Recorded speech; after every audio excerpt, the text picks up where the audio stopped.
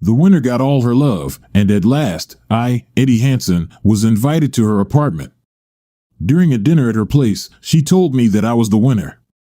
It had been a rough game between Elliot Robertson and me before our dream girl, Linda, made her final choice. Elliot and I came from different clubs and had signed up for the local soccer team at the same time.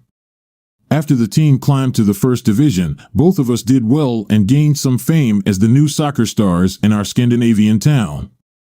We were single and enjoyed the attention we received from the local girls until Elliot and I met Linda. It happened one day at a small cafe where Linda had a temporary job as a waitress while she was searching for a hairdresser position. Both of us began to flirt with her, and within a short time, both of us tried to get a date with her. She refused to choose one of us, and since neither of us intended to give her up, the three of us usually went out together. It was a bit of a silly game, but she was a very pretty woman, well worth a try. She was fair to both of us, which meant that neither of us got intimate with her before she had decided to dump one of us. Elliot and I could have easily found other girls as beautiful as Linda, but our rivalry had turned into a game of chicken neither of us wanted to lose. It was a challenging game because Linda found it exciting and did her best to make it last a little longer than necessary. However, after a while, I began to understand that Elliot was leading the game when I heard rumors that a local illegal bookie had started taking bets on Linda's choice. The once even odds had become unfavorable news for me. Even Elliot had heard about the bookie and the odds indicating him as the expected winner. He suspected that the bookie had received some kind of inside information from Linda's friends. When even Linda's best friend whispered the good news to him, he phoned the bookie and placed a significant bet. Even with low odds, it would provide him with a nice, safe profit. During our competition, Elliot and I had lost much of our once strong friendship, and he couldn't resist the temptation to tease me about his expected victory with Linda. Elliot went so far in his bragging that he promised to show me a video of her performing all the naughty tricks he planned to train her to do for his pleasure. He even wanted to celebrate his victory with a hot party at a friend's summer house. Of course, I wasn't invited, but a very sexy Brazilian stripper was.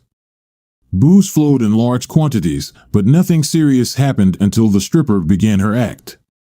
People I know who were there told me she was so great that every man got aroused during the show. This led to one of the attending girlfriends feeling humiliated and shouting, "What the hell does she have that I don't?" She ran to the stage and began stripping, quickly followed by several other girls. Soon, even the few remaining girls joined in, stripping on stage. Nobody could blame the crowd of horny and inebriated young men when they began throwing off their clothes as well. The guy who owned the house had a great idea, removed the main fuse, and shouted, "Let's have a happy 15 minutes in the dark." The crowd responded enthusiastically, and thus began the most famous orgy in our Scandinavian town. The result might have been nothing more than some funny memories of unknown partners in the dark if Greg Jensen hadn't been there. Greg was hired to videotape the stripper and party as a gift for Elliot. Nobody paid much attention to him, and during the happy 15 minutes, no one thought about him at all. Greg had an expensive video camera with infrared light and the capacity to record in almost total darkness, which he used. I didn't know him and had never met him, but for some reason, he liked me better than Elliot and had placed a substantial bet on me. When Greg saw Elliot being intimate with a big, blonde woman with a bit of a scandalous reputation, he did what many others would have done in his situation: he made a good video. This turned his expected loss into a fair profit. Of course, it was a bit nasty of him to give Linda a copy of the infamous tape, which led her to suggest to Elliot that he take a hike to a very hot place. Elliot threatened to sue Greg, which he never did, even though I was totally innocent of the whole mess. Elliot accused me of losing his money and Linda's cherry, which she, in fact, had given away several years ago. He even threatened to get revenge on me. He was really a bad loser. He even tried refusing to pay the bookie until one of the bookie's unsavory friends paid him a polite visit, which changed his mind, much to my relief. Elliot's contract was bought by one of the big soccer teams, and he left town shortly after the party, so we had no connection after that. A few years later, I heard rumors about his marriage and thought, good for him. I had invested my soccer money in a nice house where Linda and I moved in together. It was her suggestion that we wait to get married until we had been living together for 10 years and have a really big wedding. There was nothing unusual about that. Many couples here live together unmarried. She had a funny idea that married couples took each other for granted and, therefore, lost the spark between them. I didn't object because I was happy to share my bed with her, with or without golden rings on our fingers. It didn't matter to me. We even had 2 lovely kids, 4 and 6 years old today. Besides playing on the local soccer team, I continued my studies to become an accountant and also had a part-time job in an accounting firm. About 5 years after Linda and I became a couple, a partner, and I opened our own accounting business. We made the right choice at the right time, which quickly gave us a fair profit. Now, it was our 9th year living together. In my opinion, we still had a good relationship, though there were some small quarrels now and then, and the passion wasn't what it was when we first moved in together. But how many couples can say that nothing changes after 10 years? In fact, it was 9 years and 10 months with the big wedding only about 2 months away. Linda and her mother had taken care of everything. They had already booked an old church, a romantic end for the party, a band, a classic over 50-year-old Bentley, a honeymoon trip to Bali, and many other things.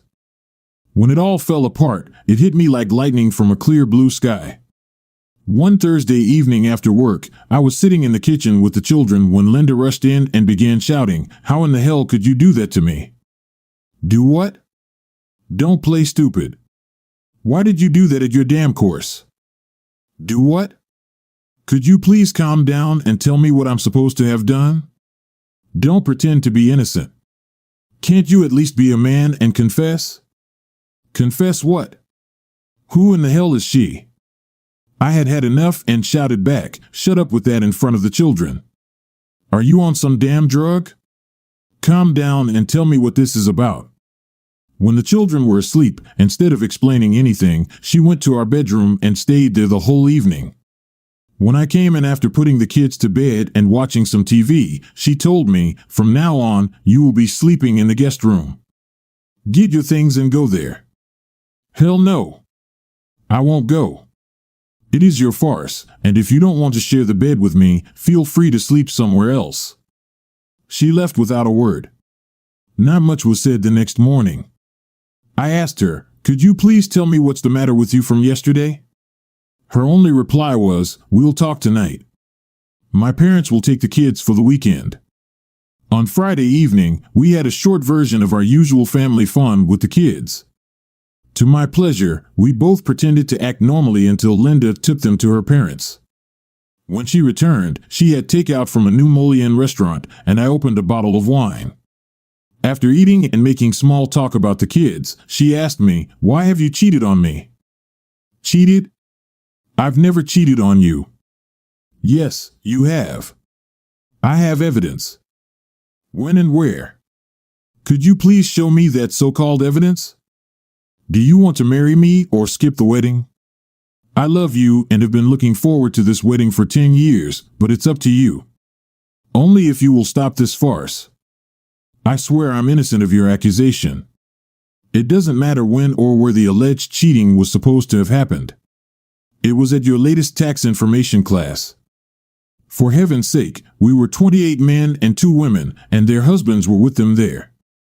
Could you be kind and ask somebody, or rather, everybody, who was there before you destroy everything we have built together over 10 years? It's a clever attempt, but not clever enough to convince me. Please, at least tell me who put that crap in your head. It must be somebody who hates me or envies our wedding." I can't remember if she replied. The last thing I remember from that evening was feeling tired and Linda helping me to the bedroom. I woke up on Saturday morning in my bed with a terrible headache and pain in my belly. My mouth was dry, and I couldn't move either my arms or my feet. To my fear, I noticed that I was lying diagonally on our bed with my wrists and ankles tied to the bed legs, which were the only possible way to fasten the knots. The pain in my belly grew worse, and before I could think about what to do, I vomited. I managed to turn my head so everything landed on Linda's side of our new, very expensive bed. After resting for a few minutes, calming down, and thinking about how to act, I shouted, "Linda." She came into the room. During my army service, I had received some training on how to act in hostage situations, and I knew that the main rule was to stay calm and try to initiate a dialogue. So, I started by asking her, "I have a terrible headache. Could you please give me some water and an aspirin?"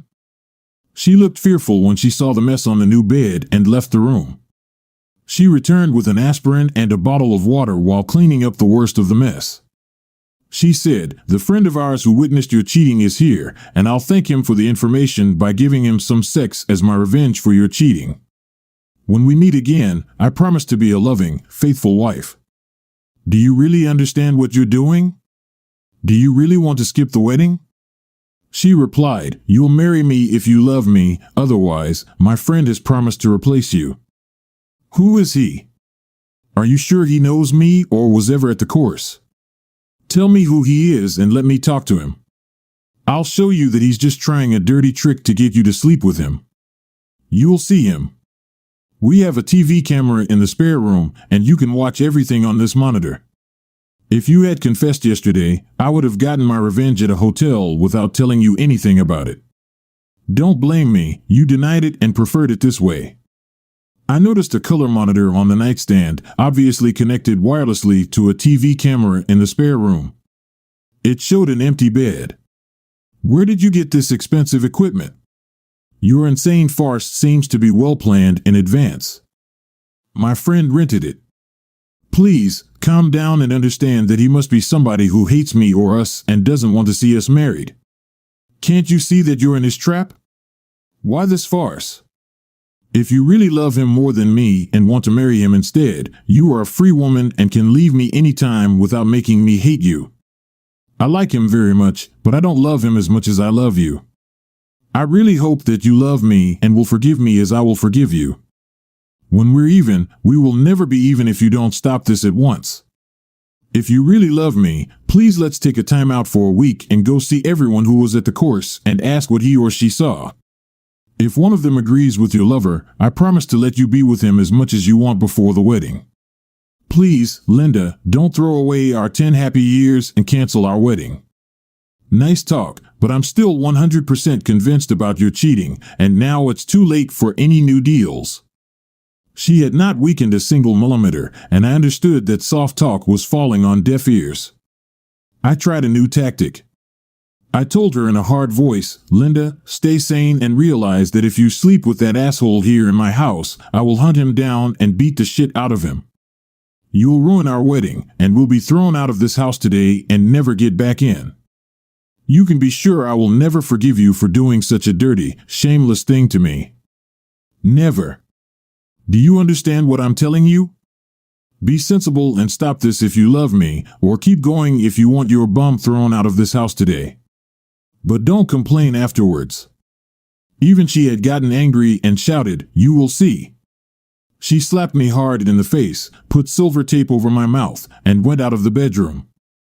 Hopefully, I had planted some doubts in her mind because the bed in the spare room remained empty and I heard voices that sounded like arguing. But I lost hope when I looked at the monitor. The camera was in our spare bedroom, where we had put our old double bed when we bought the new, very expensive one in which I was lying helpless. Then Linda came into view, stark naked, followed by a naked man with an Elvis Presley rubber mask covering his face. I couldn't recognize him. Linda began to speak, "Now it's your turn to be cheated. Does it feel good?" She told Elvis to lie down and started having sex with him. After a while, she shouted, "That feels good. Revenge is really sweet." Elvis began to do her doggy style. He did it without a condom, but that wasn't my concern since I had no intention of ever sleeping with Linda again. To my great disappointment, Elvis had remained silent the whole time, obviously afraid I would recognize his voice. I had seen enough and began working on freeing myself. I understood that if I panicked, it would make the knots worse, so I decided to stay calm and think clearly. It didn't take me long to figure out how to escape. The weak point was the tie that held my bound wrists to the bed leg. A tie is made of two parts, and on this cheap tie, made of some strange thin fabric, the sewing was hopefully the weak point. I had bought it during a holiday trip to Thailand, only for its bright colors, a funny gimmick for a party, but Linda had never allowed me to use it. She understood that I would discard everything she had used to tie me and therefore only chose ties she disliked. On the monitor, I could see and hear Linda screaming about how good her lover was. They could hardly have heard the noise when I used all my strength to drag off the tie between my wrists and the bed leg. The first thing I did was to remove the tape from my mouth. After that, it was easy to retrieve my key ring from my left pocket. On the ring, I had a mini model of a Swiss Army knife, which I received as a gift from a satisfied customer a few years ago. Now, I silently thanked him for paying extra for the best quality. I managed to pull out the blade, put the knife in my mouth, and began cutting the tie that held my wrists. It took some time, even with the sharp knife, but I eventually freed myself. Afterward, it was no problem to cut off the tie that held my ankles. I was free. Linda was now speaking to the camera. Please understand that I'm doing this only because I love you so much. I'm going to do it one more time before he leaves our house, and then we'll be even and can move on. What a silly witch. Did she really believe that there was anything left between us besides disgust? I waited while she laid back, and they began to have sex in the missionary position, a perfect time for my next step in this sad drama. I resisted the temptation to use a weapon of any kind, as it could lead to an uncontrolled mess. Instead, I took a pair of gloves from the entrance cupboard, put them on, and sneaked up to the guest room on the second floor. The door was closed, so I stood behind it and listened to their moans and groans. After taking a deep breath, I opened the door and rushed into the room, screaming, "You'll burn in hell." It took them by total surprise, and Elvis didn't have a chance to react before I hit him with several hard punches. He lay still over Linda, who began screaming, "Don't kill him. No, no, no, don't kill him." I had no intention of killing him, but I continued to hit the Elvis mask until I was sure he was knocked out for a while. Then I dragged the mask off his face and discovered that the damn a-hole was my old friend Elliot, who had succeeded in sabotaging mine and Linda's wedding. Linda continued to scream, and I shouted at her to shut up. "Get dressed and get your spoiled body out of my house. Your belongings will be out on the lawn during the day, and I'll call your dad when he can begin to take them away." She had a terrified look on her face, but stopped screaming and began to cry. Elliot began to groan, so I dragged him to the floor and gave him several hard kicks between his legs until he lost consciousness again. Then I took his arms, dragged him down the stairs, and out to the garden, where I threw him into a bed of roses. He had parked his silver metallic Audi A6 all-road in my driveway. I got a hammer from my garage and smashed all the glass on the Audi, scratching Pimp on the front doors. I didn't know or care how this terrible day would end for me, but one thing was for sure: even if Elliot lived to be 100, he would never forget his Saturday morning screw with Linda. I went back to the spare bedroom. A still naked Linda sat crying on the bed. I told her, "Get dressed and get out of my house. Your belongings will be out on the lawn during the day, and I'll call your dad to take them away." She tried to say something about showering, but I shouted, "Shut up and get dressed. No damn shower for you in my house. Get moving." I found Elliot's clothes with his wallet and car keys. I investigated his wallet and found his business cards. I took one card, threw the wallet onto the pile of his clothes, and told Linda, "Loverboy lies naked in the bed of roses. Get the creep dressed and away from my property before I change my mind and give him one more lesson."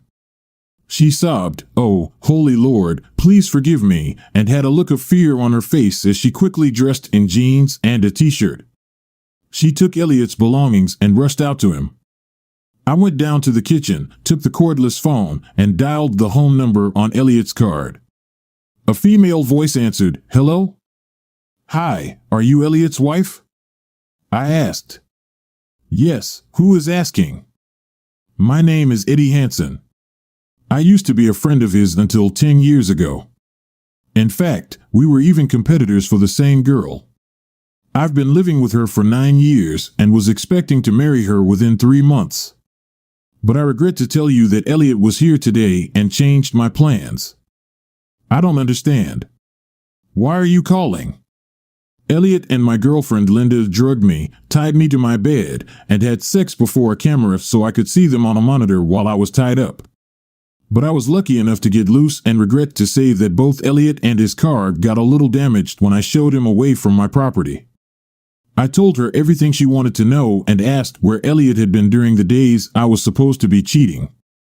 Linda had come back to the house while I was talking with her.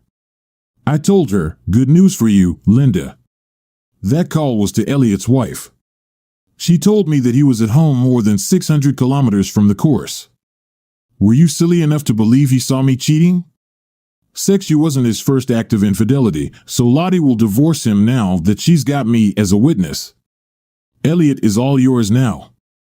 Linda screamed, "Do you know what you did to Elliot? You must let him shower and clean the wounds from the roses. Get his cheating bum off my property before I get mad." Then she remembered her errand and told me, "Elliot demands his camera and monitor." I took my hammer, rushed up to the spare room, smashed his camera, broke the tripod, and then rushed to the bedroom where I smashed the monitor. I went outside and threw the damaged equipment into the back seat of his car. I told him to leave while he still could. When he began to threaten me with police and lawyers, I gave his car an extra hard hit with the hammer, and off he went in a hurry. Back inside, Linda sobbed, "Oh holy Lord, what have I done? I screwed up your family and got a new boyfriend. He was your first choice 10 years ago, and now he's yours. Don't complain, you got what you wanted. He promised to use you like a dirty girl if you chose him over me." I took Linda's hand, removed her engagement ring, and gave her mine. I told her, "That's it. I'll call your dad and ask him to rent a van to get your belongings. As soon as I get them out of the house, you can take almost everything except the soiled beds, which will be destroyed." "What are you going to tell my parents?" she asked. "Not much, only the truth." She sobbed and said, "Please try to forgive me. We must talk when you have calmed down so we can discuss things. Yes, we have 2 children to talk about. If they are mine, I'm sure your mom will take care of them for a few days until the worst is over," I replied. After she left, I ran after her to the driveway and said, "Your key to the house, please." She gave it to me and left. I called Linda's parents, talked to my kids, and told Linda's dad to hire a van to come and get her belongings because we had split up. When he asked why, I told him the same story I had shared with Lahidi. A few minutes later, Linda's mother called me. She was in shock about the canceled wedding and begged us to calm down before doing anything foolish. I could only tell her that I was very sorry but saw no way out of the mess Linda had created. I told her that Linda expected her lover to replace me at the wedding. The slight problem was that his divorce would take at least 6 months. It was the worst day of my life, but I had much work to do. I called 6 of my friends, 4 of them were able to help me. One friend brought a pile of cardboard boxes from a supermarket. 2 wives also came with their men and began packing the boxes. When the beds from the spare room and master bedroom were out on the lawn, I took my electric chainsaw and cut them to pieces. I didn't care that the bed in the master bedroom was almost new and very expensive. Since Linda had given Elliot coffee at the kitchen table before their show, I even cut the table and kitchen chairs to pieces. I stored my clothes, a few personal belongings, and everything from the children's room in the garage. The gang worked hard, and by around 4 p.m., the house was emptied. I called Linda's father and told him that the house was emptied and that Linda could take everything on the lawn. What was left on Monday evening would go to the city dump. He told me that he had hired a van and 2 friends to help him.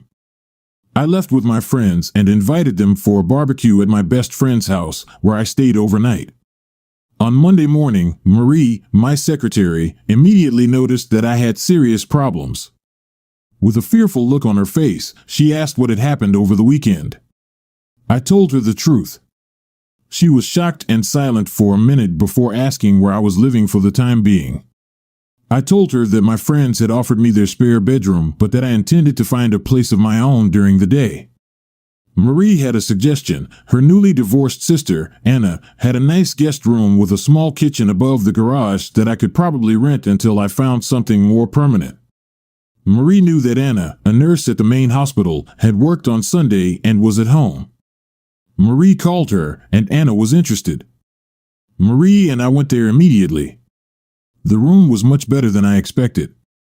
Anna was easygoing and a very beautiful woman, and we made a deal within a few minutes. Soon afterward, I went to a real estate broker and put the house up for sale. I took the broker to the house to take pictures. Linda's father had hauled away everything, and the neighbor, who was hired to remove what remained of the beds, table, and chairs, had completed his job and received his payment. At the office, Marie informed me that Linda had called several times. I promised to take her next call, which came only 10 minutes later. First came all the expected apologies about how sorry she was and how it was the most stupid thing she had ever done, believing everything Elliot told her. "You wanted to believe him because you wanted to sleep with him," I said. "You weren't stupid. With a little common sense, you should have known he was lying about me. The truth is, he wanted to get even with me because he lost a lot of money when you chose me. He hated me. It doesn't matter that it was he himself who messed up your contest. He wanted to destroy our wedding plans, and you had no doubts about helping him. Do you really believe for 1 second that I would marry someone who humiliated me in such a cruel way? He knew me better than that, that's for sure. Oh my God, can you ever forgive me for being such a fool?" Linda asked. "You slept with him every time he came back to town. His wife will dump him, so feel free to marry that a-hole and be sure that you will be cheated on. I regret to say that I never did that to you. I really regret all those chances I missed over the years." Linda understood that it wasn't the right time to discuss our broken relationship and asked about our financial matters. I told her that I had taken 50% from our joint account and that was all we had to share. She could keep her car, her private account, and everything she had collected on the lawn. She asked with a worried voice, "How about the house and the stocks?" "My private property is off limits," I replied. "You would have been a wealthy woman if you had waited until after the wedding. You paid a high price for Elliot's betrayal, and I hope you think it was worth it." She hung up, and when her father called me a few minutes later, I told him that according to the laws of this country, she had received more than her legal share. Given the circumstances, I felt it was impossible to give her anything more than her legal right because it would feel like a reward for what she had done to me. On Monday evening, Anna invited me into her house for a cup of coffee and some small talk. We ended up talking the whole evening. Anna told me that her ex had cheated on her with a coworker. She had found a 12-pack of condoms in his suitcase when he was on his way to a 5-day trade show and conference abroad. He had gotten completely mad, hit her hard, and bragged about his affair with a married coworker. The 12-pack of condoms in his suitcase led to 2 divorces. After some quarreling, they had reached an agreement for shared custody of their 10-year-old daughter, Jennifer, who was with her ex that week. I told Anna my story, and she could hardly believe how Linda could act in such a stupid way. Although understanding human behavior was part of Anna's job, she found it difficult to explain why a clever woman like Linda would act as she did.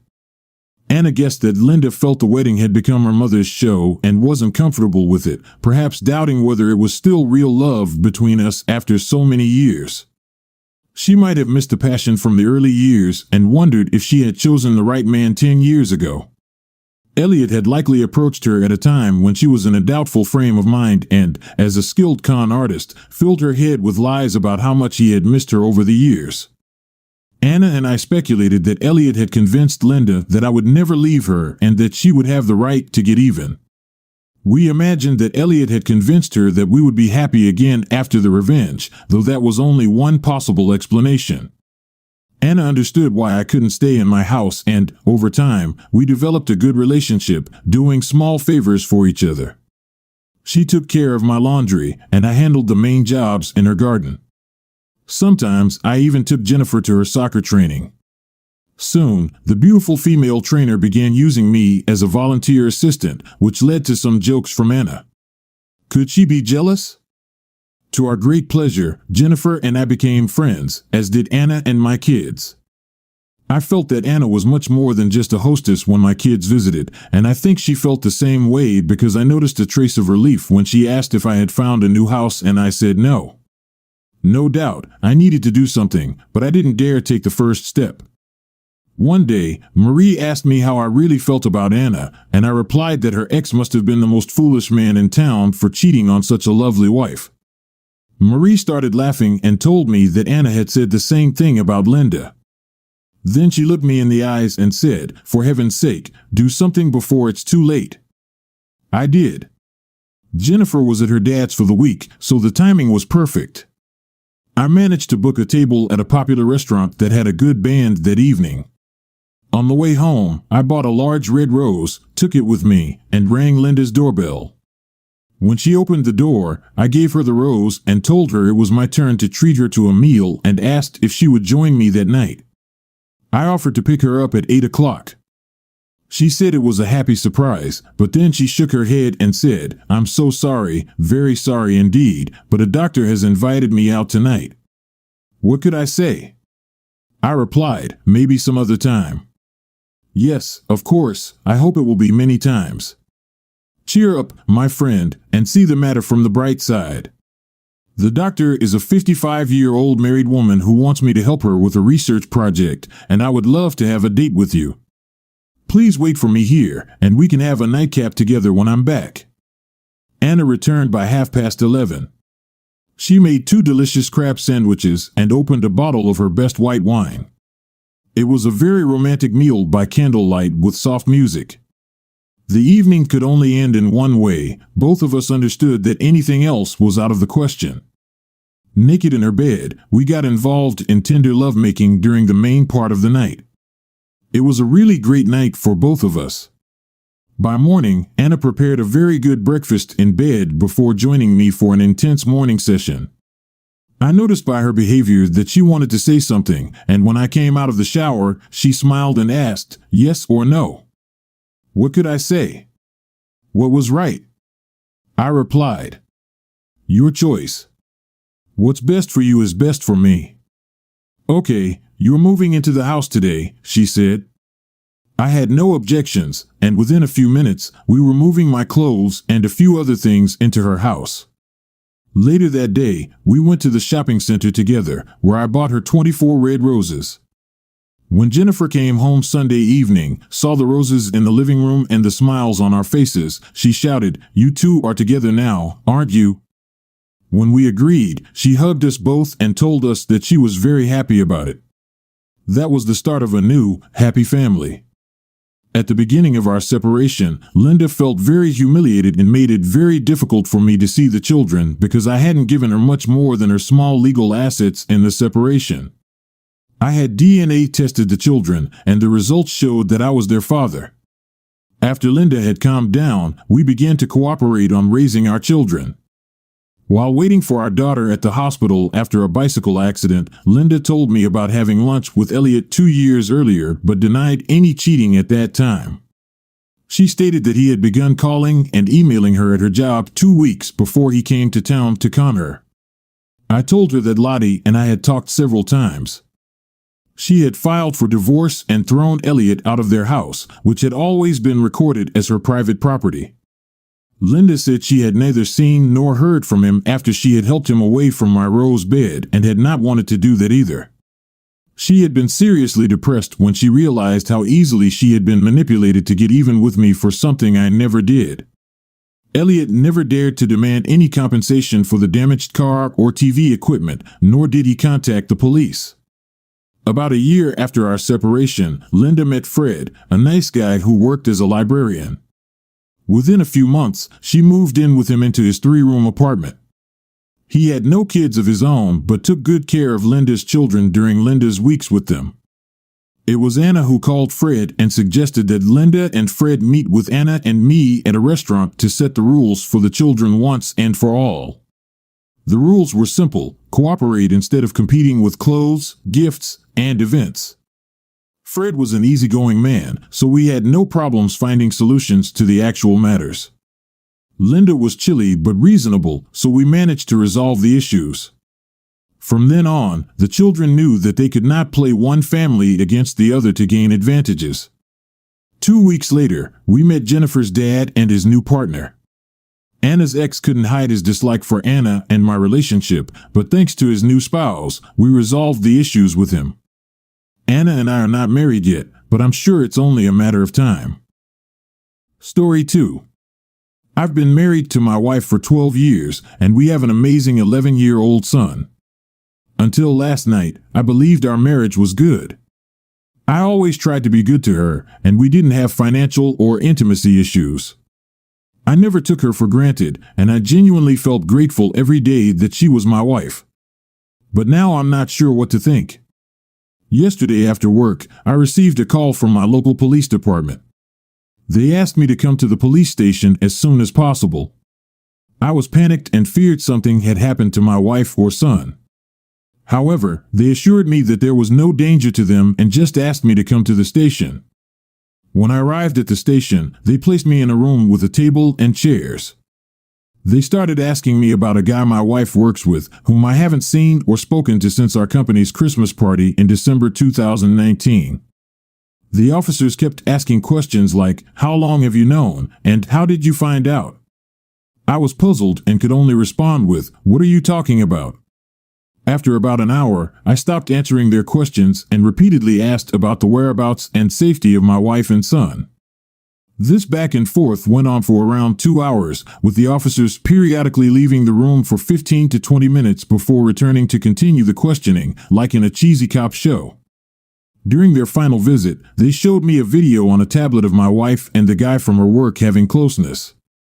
I couldn't remember much after that, except for repeatedly screaming, "What the heck is this?" I had a severe panic attack right there at the police station. A paramedic checked me out, and my blood pressure was incredibly high.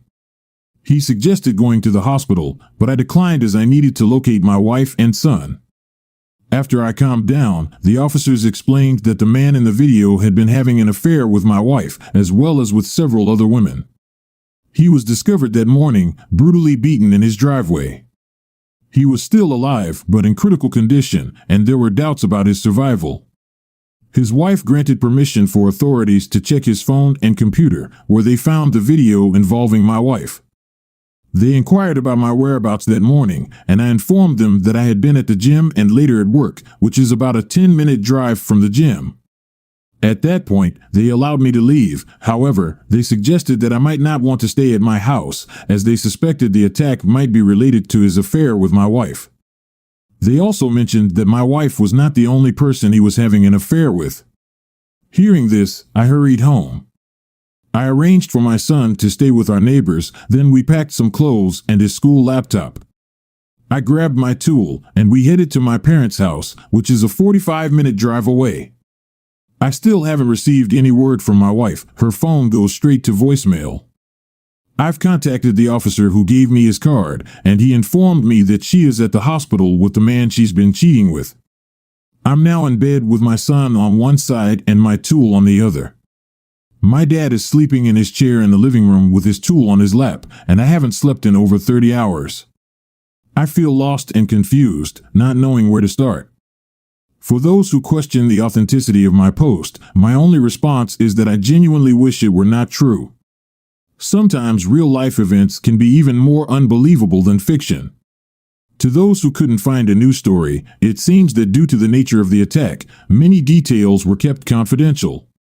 Even local news outlets only briefly mentioned it as an assault during their nightly news. To those who insinuated that the police wouldn't do that, I must disagree. They did. I learned from my attorney that the police have significant leeway in their actions and statements, especially when you're not under arrest. They can even lie directly to your face, which they did in my case. It turns out my wife was not at the hospital with her lover when I contacted the detective. She had actually been admitted to the hospital's psychiatric facility much earlier in the day while he was still in surgery. I don't know why they would fabricate that, but they did. This situation has made me very skeptical of law enforcement. After regaining consciousness that afternoon, I reached out to my uncle's law partner, who was also a family friend. He visited my parents' house to discuss my options with me. His entire law firm is now representing me in both the divorce and criminal defense.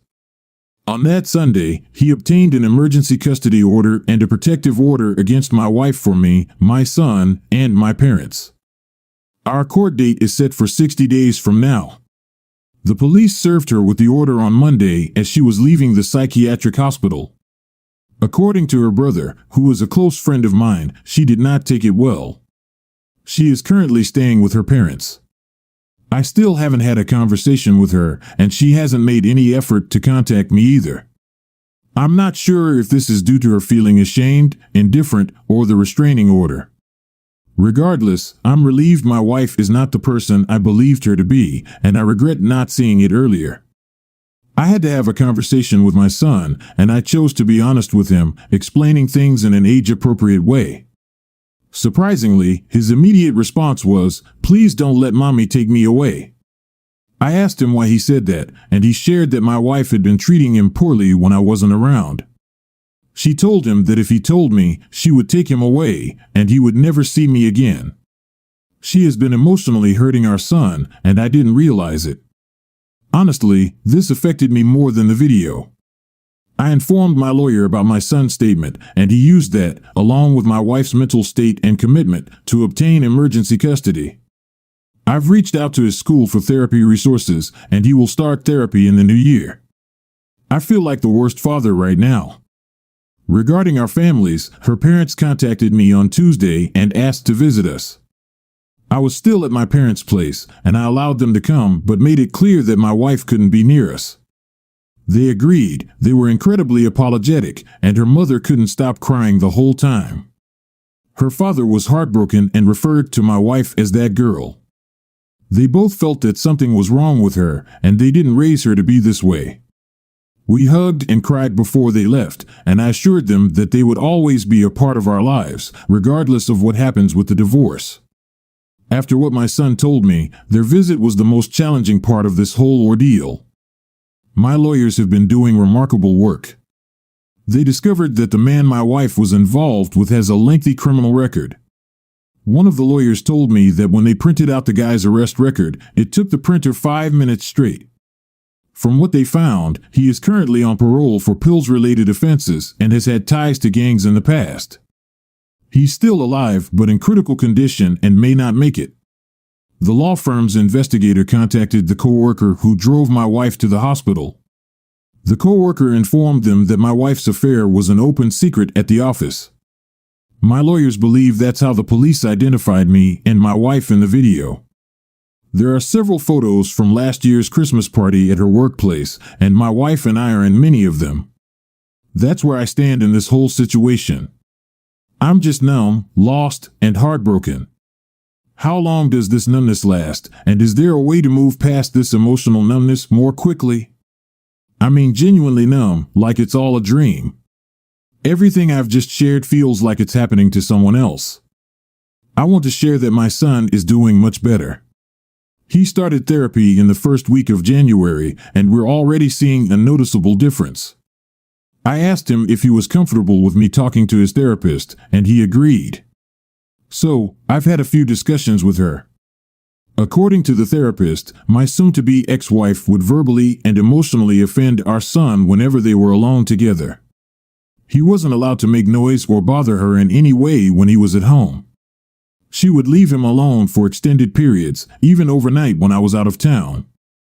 She would then threaten him with being taken away and never seeing me again if he told me or anyone else. The therapist explained that this made him feel powerless and dependent at a stage in his development when he should be feeling empowered and self-reliant. In light of this, I've purchased a phone for him and helped him memorize family members' phone numbers and relevant addresses. I've been teaching him situational awareness, how to pay attention to street names, and read addresses on buildings. We've also role-played how to ask people for help and how he can clearly communicate to strangers that he's in trouble and doesn't feel safe. I realize this may sound simple, but my son can be somewhat introverted and shy when he doesn't feel comfortable. Even though we've only been doing this for a few weeks, I can see that it's genuinely boosting his confidence. I would greatly appreciate any suggestions on how to further enhance his self-reliance. His safety and well-being remain my top priorities. As for myself, I'm coping as well as can be expected. I started therapy around the same time as my son, and although I don't speak to my therapist as much as he does, it has helped me talk through my thoughts and feelings about everything that has happened to us and our family. The numbness has dissipated, but it has been replaced by a burning anger in the pit of my stomach whenever I think of my soon-to-be ex and what she has put our family through. Interestingly, even though I dislike feeling angry, it's easier to handle than the numbness. My therapist mentioned that this is part of the grieving process, and what matters is not how we feel, but how we channel these emotions. Regarding my legal situation, I must admit it's the most intimidating challenge I've ever faced in my life. I was given temporary full custody of my son and child support, although I didn't initially want it. My lawyer insisted we request it. The order of protection for my son and me was also extended during the request for an order hearing, which my wife and her lawyer didn't attend. The judge inquired about allowing supervised visitation. However, my son strongly refused, which is why I brought him along, as my lawyer advised. The judge asked my son if he would talk to him privately, and my son agreed. They had a meeting in chambers with the judge, a stenographer, and a child welfare officer, which lasted about 10 minutes. Following this meeting, the judge granted the temporary orders and ordered therapy and a psychological evaluation for my son. Fortunately, the therapist he's seeing has a connection or accreditation to work with the courts, so he doesn't need to see another therapist. My lawyer explained that this is positive because his therapist can provide a custody recommendation. Still, I'm fearful that she might get some form of custody despite what she put our son through. Regarding the other person involved, I don't have much information. According to my lawyers, he's alive but still in the hospital. I haven't had any contact with the police since my initial interview, so there are no new updates there. As for my soon-to-be ex-wife, I hadn't seen her since the day I was questioned until Thursday. She tried to call me a few times, but I didn't answer. When she called from another number, I hung up immediately. I have no desire to engage in a conversation with her or hear anything she has to say. Her lawyer requested a preliminary hearing for our court-appointed mediation. She was served in the second week of January. She attended the meeting with her lawyer, and I know it might sound petty, but even with the mask, she didn't look well. My STBX used to be an attractive and athletic woman. I swear in our wedding photos, she resembled a supermodel. However, now she's lost a significant amount of weight, which is concerning. She appeared unwell and fragile. She didn't even make eye contact with me and mostly kept her face down throughout. The meeting, in a nutshell, their requests were quite absurd. They sought visitation during the divorce proceedings and shared custody afterward. They also wanted us to drop the order of protections. On top of that, she proposed living together until the divorce is finalized, which is honestly unbelievable after everything that's happened. It was so disrespectful that it gave me a pounding headache throughout the entire meeting. However, it was all worthwhile when we disclosed a surprise to her lawyer. During the discussion of how to handle the division of assets, my lawyer reacted with astonishment and said, "What division of assets? Read the prenup." The expression on her lawyer's face was absolutely priceless. She hadn't informed her lawyer about the prenuptial agreement. My late uncle, the founding partner of the law firm I'm using, drafted that prenup. He even hired her a lawyer to review it before we got married. According to my lawyer, it's a masterpiece because we adhered to my late uncle's instructions by keeping our finances separate. The house we live in was a gift from my uncle to me before our marriage. All the utilities and insurances are in my name.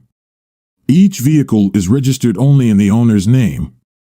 We never had to co-sign for each other's debts. We do have one joint savings account for household expenses and emergencies, which used to hold around $8,000, but she has already emptied it, leaving less than $300. The prenup stipulates that marital assets and debts are to be divided equally, and ownership of intangible assets and personal debts reverts to the individual who incurred them. The adultery clause is simple. It means that if either party is caught or admits to committing adultery, they forfeit any claim to spousal support. There's more to it, but my lawyer assures me that trying to challenge this prenup will be exceptionally difficult because it's one of the most equitable prenups he's ever seen. The last request from her lawyer has deeply affected me. They asked to delay the official mediation for 6 months while my wife attends an inpatient rehab for substance use. A few people in my previous posts mentioned her possible substance use, but I never really considered it until now. It was hard for me to even imagine. I talked to my lawyer about it, and he said we'd discuss it and respond to their proposal before we left. My wife spoke for the first time and handed me a letter she had written. My lawyer gave me a cautionary look, but after some internal debate, I took the letter. Regrettably, I wish I hadn't. The letter began with all those cliché lines cheaters used that everyone warned me about. I love you. I love our family. I know I mistreated our son, and I hate myself for it. I want us again. But she did admit that she started using her medication after a major surgery she had about 2 years ago. Eventually, she began buying these pills from her colleagues, including the other person. He became her main supplier, and when she ran out of money, she started sleeping with him to compensate. She concealed all of this from me because she was afraid I'd make her stop, and she felt unable to function normally without the medication. According to her, he meant nothing more to her than a source for her fix, and she deeply regrets her actions, both for herself and our family. Now she claims to understand how terrible her actions were and wants to get better for the sake of our family. She's asking me to at least give her some time to prove her commitment. For the record, let me clarify that I will never reconcile with my wife. Our marriage ended the moment she cheated on me and mistreated our son. However, I can't help but wonder where I was during all of this. I feel like the most gullible, oblivious person on earth. Moreover, how should I navigate this situation from here? Am I merely discarding her, or is my sense of betrayal still justified? I'm filled with anger and resentment towards her, and it's hard to treat someone battling the demons she's facing. I'm utterly lost and feeling hopeless once again.